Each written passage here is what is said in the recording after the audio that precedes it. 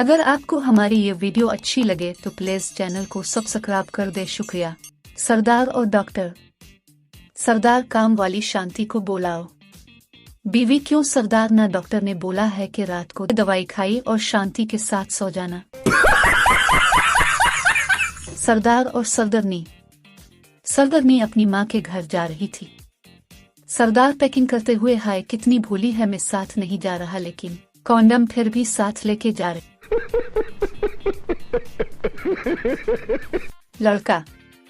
लड़का। मामा अबू नौकरानी के साथ वो कर रहे थे जो अब ड्राइवर के साथ कर रहे हैं।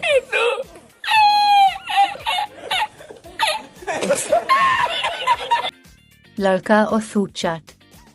लड़का, आंटी आप और मैं फ्रूट चाट की दुकान खोलें। आंटी, लेकिन ग्राहक कैसे आएंगे? लड़का, मैं आवाज लगाऊंगा। 10 रुपए में आंटी की चाट लो।